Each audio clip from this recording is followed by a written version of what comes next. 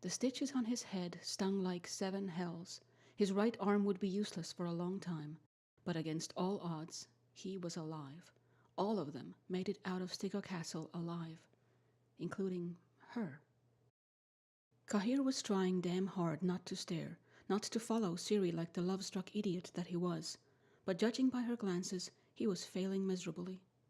So he chose to keep his distance instead, to not embarrass himself any further. He suspected Geralt had mentioned something to her already, as he could sense a shift in her attitude towards him over the last day or two. But he still couldn't tell if the shift was a favorable one, or quite the opposite. Unlike him, she couldn't be read that easily, and he didn't have many chances to spend time in her company. She was mostly with Geralt, or the sorceress Yennefer, or both. Or with Regis. The vampire and Ciri took to each other immediately. Cahir was doing his best to not let jealousy get the better of him, jealousy that was completely irrational, ungrounded, and straight up ugly, and which made keeping his distance all the more necessary. Everyone agreed that the fact they survived the attack on Vilgefortz's fortress was something close to a miracle, considering how badly outnumbered they were. But the price they all paid for it was high.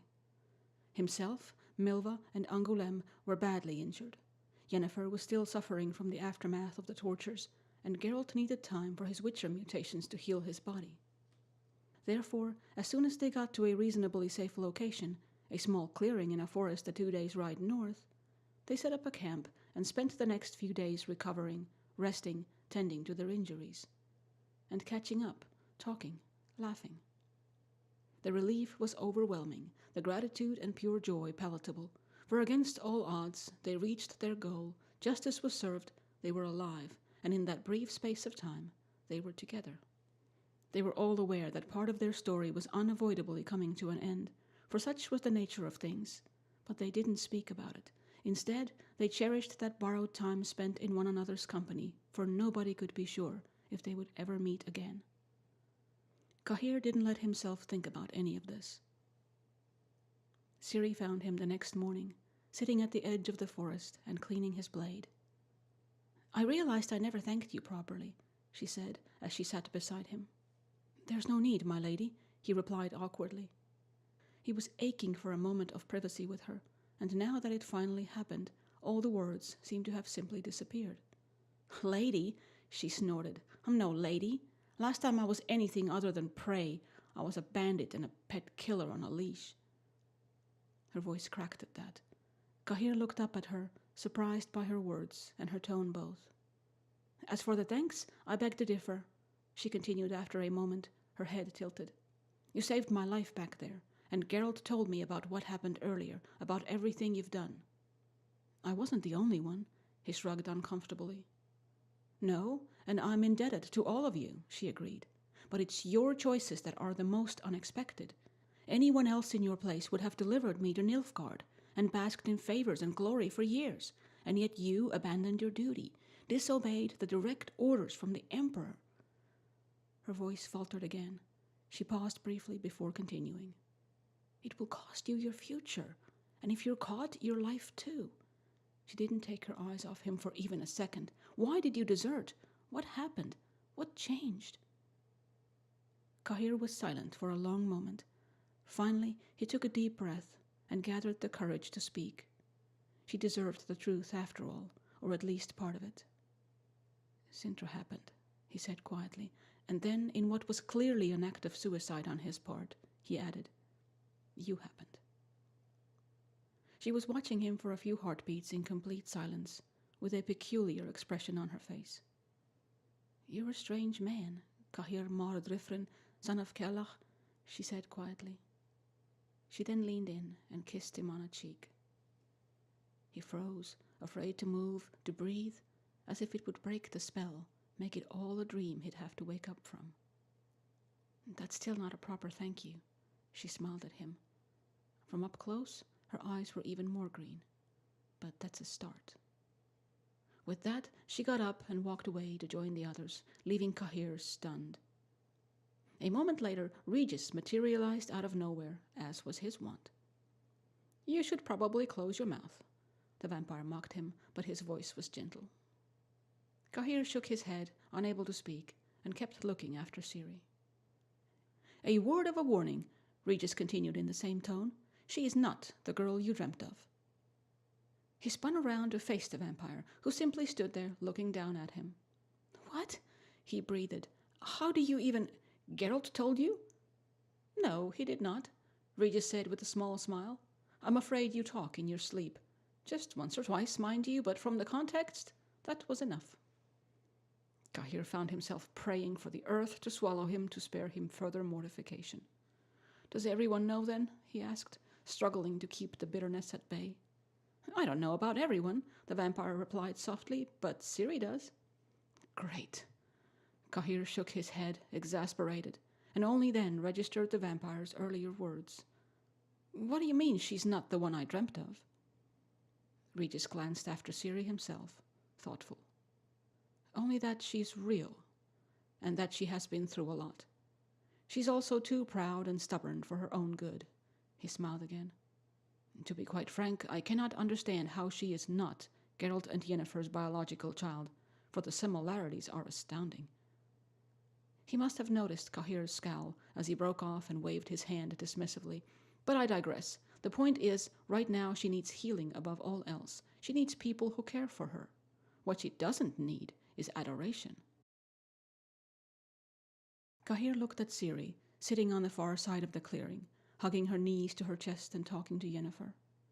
He didn't particularly like Regis's words, but he could recognize the truth in them. "So what would your expert advice be?" He turned back to Regis, but the vampire was already gone. It was his turn to keep the watch that night, when Ciri cried out in her sleep and jerked up, awake and fully alert in an instant. Her hand flew to her blade. She threw a few furtive glances around and relaxed visibly, taking in the sleeping forms of their companions and the warm glow of the campfire.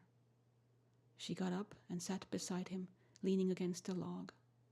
"Sorry," she grimaced, wrapping her blanket tight around her, shuffling closer to the fire. "Bad dream?" Cahir asked in a quiet voice, trying not to disturb the others. "Horrific. And not a dream, a memory." He waited, but she didn't say anything more for a long while, staring into the flames in silence. Regis's remarks came back to him in a flash. "It was him, wasn't it? The man who attacked us," he said, observing her. The words she whispered at him in the dark corridors of the Stygga castle ingrained in his memory. "Who was he?" "Leo Bonhart," she replied, her voice flat and expressionless, and Cahir felt a chill running down his spine. He recognized that tone. It was the one people used to talk about the things or events that broke them. A monster. He hesitated for a moment, then reached out and touched her hand. It was cold, curled up in a fist, clutching at the side of the blanket. He covered it with his hand, trying to offer her some warmth.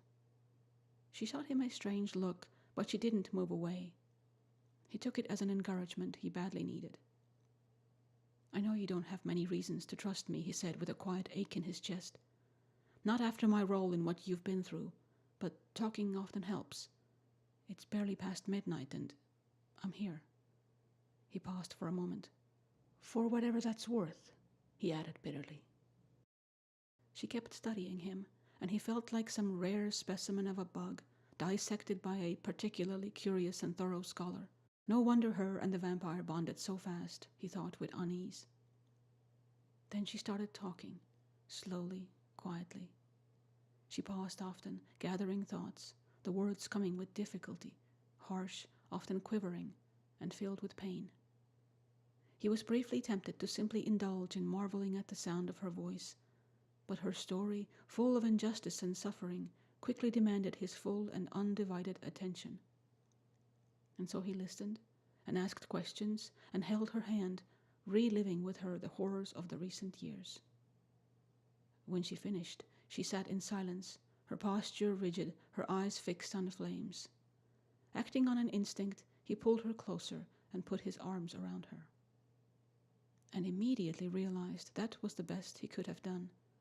Ciri flinched at his touch at first, stiff and keeping her distance, but soon after her body started shaking with quiet sobs, tears flowing down her face, wetting his black cloak.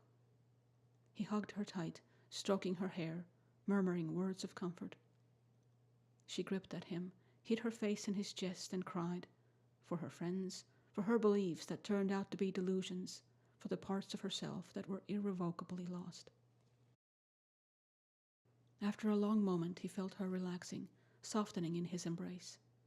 But he held her still, unwilling to break the contact, to lose the intimacy. Regis was right, he thought. She wasn't just a girl with the rose tattoo he blindly, absurdly fell in love with.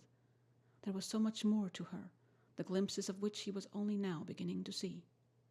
But the most important thing was that she was here, broken and hurting, and he was here with her, for her. He kept holding Ciri in his arms until she slipped into dreamless sleep, her breathing even, her tear-streaked face calm at last. He wrapped the blanket tight around her and pressed his lips to her hair. He closed his eyes, relishing in that first moment in years his mind and his heart felt truly at peace. Peace he thought was lost for him forever the moment he found her as a young girl in the burning inferno of Sintra. Regis rose first, hours before sunrise. He caught Cahir's eye and nodded at him with an approving smile before disappearing into the forest. Ciri slept. She left the next day, together with Geralt and Yennefer, gone to meet her fate, of which he could no longer be a part. The rest of them travelled together for a short while afterwards, but the beating heart of the Hansa, the purpose that bound them together, was gone. And so, one by one, they left, following their own paths, towards their own destinies. The farewells were heartfelt but short, for something had to end so that something new could begin.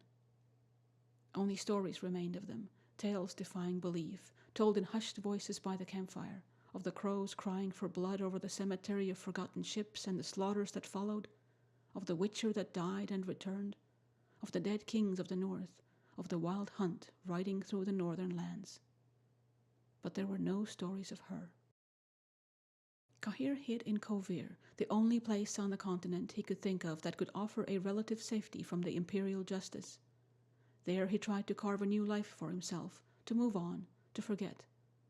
And after a decade, things started going reasonably well. He even began to think he was finally getting over the past, over her, that he was fine. And all it took to shatter that illusion, that lie he had been telling himself, was one word in a story told in a harbor tavern by a Redanian merchant. A witcheress. Cahir boarded the ship bound for Novigrad the very next day.